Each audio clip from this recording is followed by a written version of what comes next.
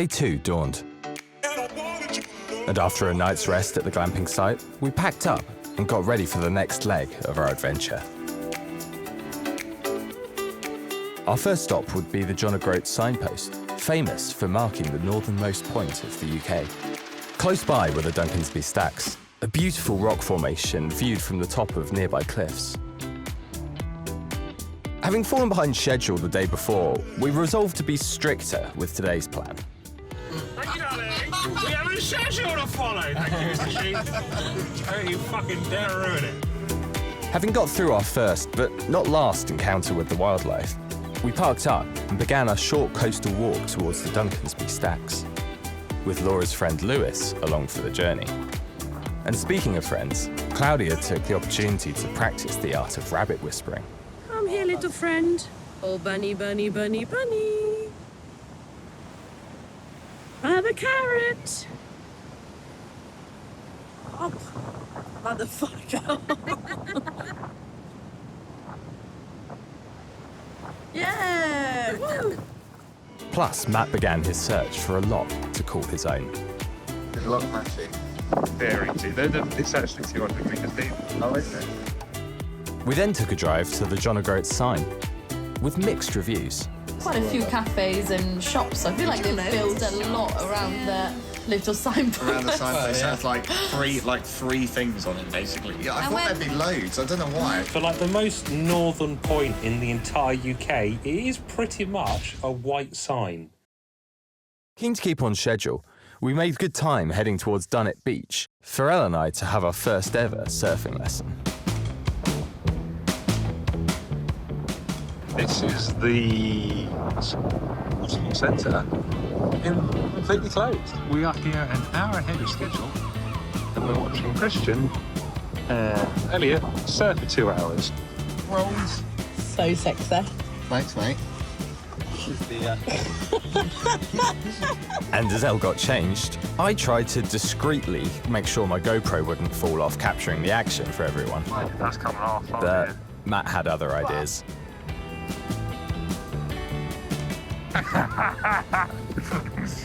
You can take your t-shirt off, no? T-shirt off. T-shirt. Oh yeah. I didn't even realise I had my T-shirt on. I was so excited. Suited up, we headed off to the beach and picked up the basics. Never had a surfing instructor look so much like a surfing instructor. Yes. Before heading off into the sea to try for real.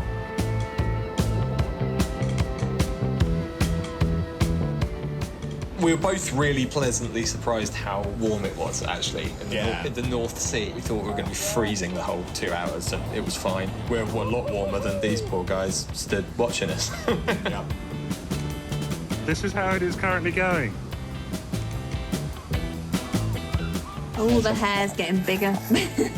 We both really enjoyed it, didn't we? I loved it. Absolutely loved it. It is just great fun. It's also incredibly frustrating because you're entirely reliant on getting a good wave. And especially when you're learning, when you get a good wave, you might screw it up. And you've waited just for that one, and then it doesn't quite pan out. Definitely. It was very frustrating. The instructor did say it was quite a bad day, but then he said that, but then seemed to quite easily surf and get up. Go on, Jeff.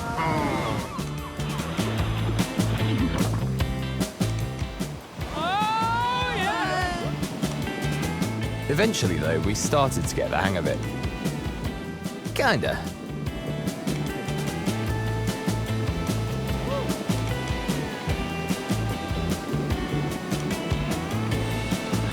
Until finally...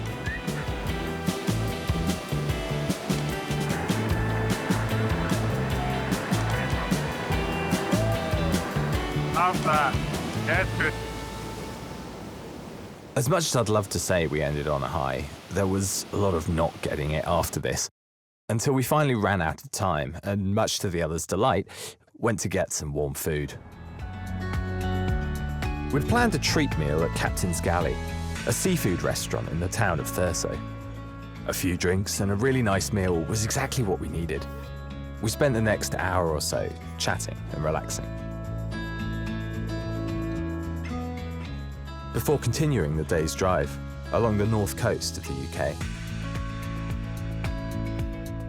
Oh, that is mysterious. Very dark. And the search for Loch Matty continued. It's a bit hairy though, Matt. It's got. Well, I don't mind a bit of hairiness. It's in a nice little picturesque array. Yeah. Along with another item on his bucket list. I had an idealistic image of a bothy, which I thought would be in plentiful supply doing 500 miles of Scotland. They're mentioned a lot in relation to Scotland. They mentioned a lot, and we just kept looking outside the window and did not find a satisfying one until... You guys just come past anything and be like, that's a bothy. It's like, no, that's Dunrobin Castle.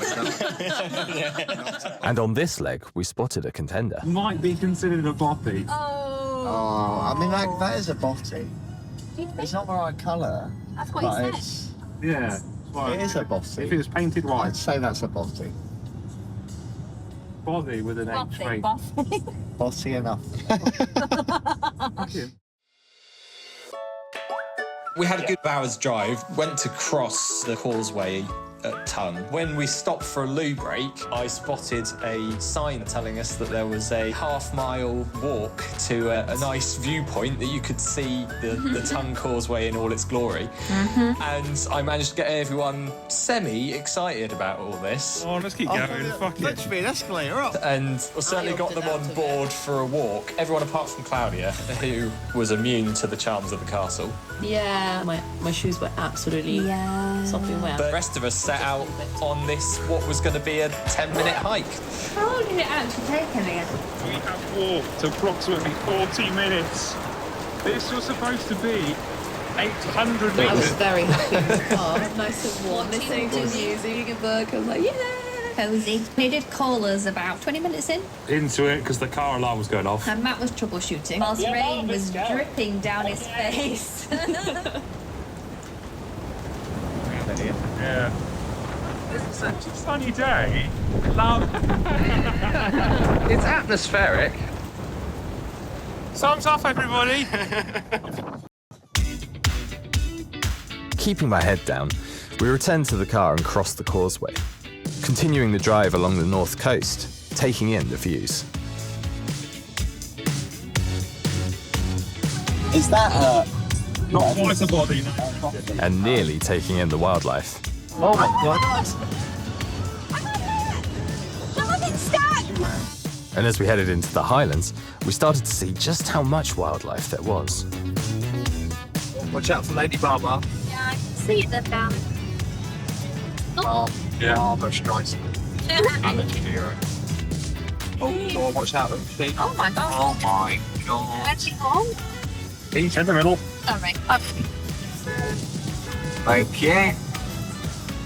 Despite some worrying moments, it was lovely to see. And our resident Dr. Dolittle decided she was ready to move up from rabbits. Oh, it is very... Move! Move, motherfuckers!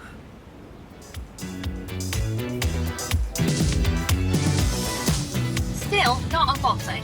Still not a proper good one yet. To be fair, there's quite a few more people living around here than I would have thought. Yeah.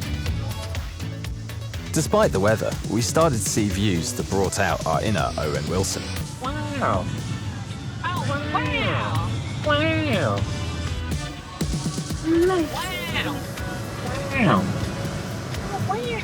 But as the driving went on, it started to get dark and an eerie fog settled I in. think we're probably in a cloud. Yeah. We call it the wing mirror eliminator. Whee!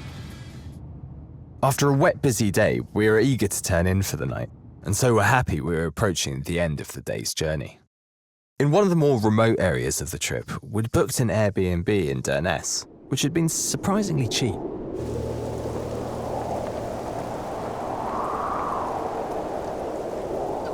It wasn't the most reassuring thing to turn up at No, when it's an dark Airbnb and in the rainy. rain, dark Yeah. day, haunted house next door. This is the accommodation that Christian has booked.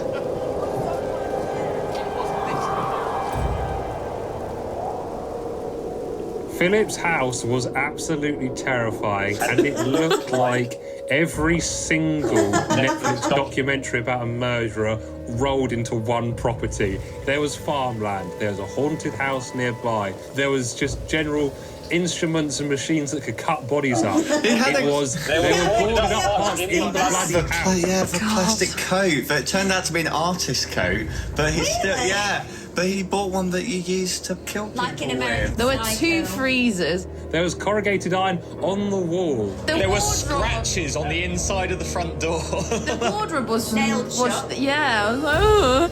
Purpose of Creation and Productions legal team, we are not implying. Philip is a murderer, yeah. And on a similar note, despite all the banter about that evening, partly a result of watching Black Mirror Lock Henry prior to the trip, we did actually have a really comfortable stay. Philip's place is really great value. It's warm, well-equipped, and much less scary in the morning.